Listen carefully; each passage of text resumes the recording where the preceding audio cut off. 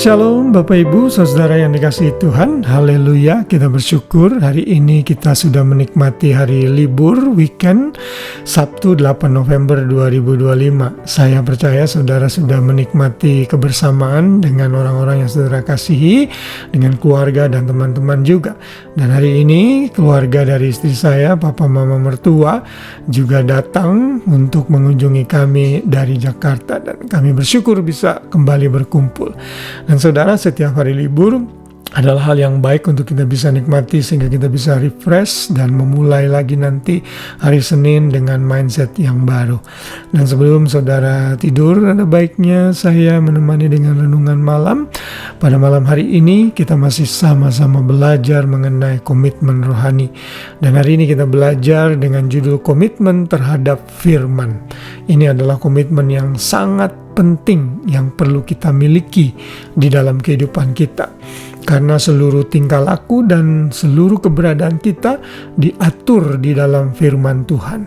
Dan setiap orang percaya memiliki kewajiban untuk bukan hanya membaca, tapi mengerti dan mempelajari firman Tuhan.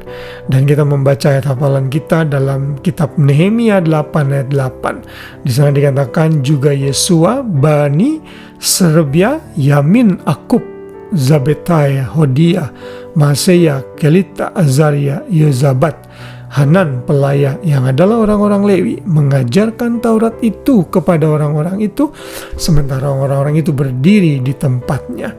Saudara, kisah ini adalah kisah di mana suku Yehuda yang dibuang ke Babilonia 70 tahun kembali dari pembuangan yang dipimpin oleh Zerubabel, Esra, dan Nehemia. Saat mereka kembali dari pembuangan, mereka memiliki komitmen untuk membangun kembali bait suci yang sudah diruntuhkan oleh Nebukadnezar pada tahun 586 sebelum Tuhan Yesus.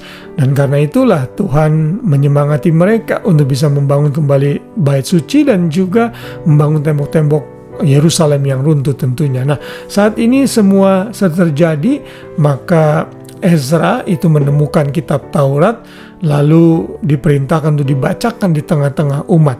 Dan dalam ayat tadi, orang-orang Lewi yang punya kewajiban untuk melook after keadaan bait suci pada saat itu berdiri dan mengajarkan hukum Taurat itu kepada semua orang yang ada di sana. Lalu kalau kita baca ayat kelanjutannya, bagian-bagian daripada kitab itu, yakni Taurat Allah, dibacakan dengan jelas, dengan diberi keterangan-keterangan, sehingga pembacaan dimengerti. Saudara, ini menggambarkan pentingnya expository preaching, di mana kita harus memberikan penjelasan kalau saudara sebagai pengkhotbah mengenai setiap ayat-ayat yang kita ambil. Dan Ezra itu memberikan teladan yang baik dalam Nehemia 8 ayat 9 tadi, sehingga dia memberikan penjelasan-penjelasan yang baik. Saudara, komitmen kita sebagai orang percaya adalah kita mengerti firman Tuhan dengan baik. Terutama di era modern yang kita sedang alami saat ini, di mana sosial media berjamuran, era internet dan era informasi begitu terbuka, kita bisa terekspos dengan berbagai macam ajaran yang menyimpang dari firman Tuhan. Kelihatannya baik, tetapi kalau saudara belajar dengan benar, saudara akan menjumpai ada begitu banyak kekeliruan, ada begitu banyak kesesatan yang kita mesti hati-hati. Karena itu pada malam hari ini kita diingatkan untuk komitmen terhadap firman. Bukan hanya komitmen untuk membacanya, tapi juga untuk melakukannya dan mempelajarinya. Agar kita bisa mempertanggungjawabkan iman percaya kita kepada orang-orang yang menanyakan, bertanya mengenai iman kita ini. Saudara juga bisa belajar nanti dalam Kisah Para Rasul 17, di mana jemaat Berea itu menjadi jemaat yang sangat kritis. Saat para rasul datang atau pengajar-pengajar datang menyampaikan kebenaran firman, mereka menyelidiki lagi firman Tuhan itu apakah benar demikian, apakah cocok dengan doktrin dari para rasul yang mereka sudah terima. Ini menjadi tanggung jawab kita bersama. Dan kalau saudara sebagai hamba Tuhan seperti saya, kita harus memperlengkapi jemaat atau orang-orang tertentu untuk bisa mengerti firman dengan baik.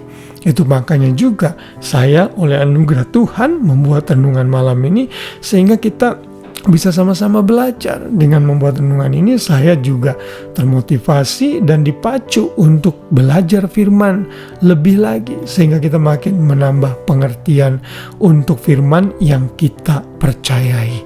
Kiranya komitmen ini menjadi bagian dalam hidup kita, menjadi satu habit yang mesti kita lakukan. Kita datang ke gereja bukan hanya sekedar senang-senang mendengar pesan yang membuat kita ketawa atau seperti motivasional saja, tapi kita juga mau sesuatu yang dalam, yang solid, di mana kita tidak lagi makan susu, tapi juga kita makan makanan yang solid, yang rohani, yang menguatkan kita, meneguhkan kita di dalam kuasa firman-Nya. Kiranya renungan malam hari ini memotivasi kita untuk lebih komitmen lagi terhadap firman Tuhan, membaca, merenungkan, dan mempelajarinya. Puji Tuhan, doa saya biar Tuhan memberkati tidur saudara, dan besok pagi saudara bisa bangun dengan kekuatan yang baru dan semangat dari Tuhan. Selamat malam, selamat beristirahat. Tuhan memberkati kita semua. Shalom.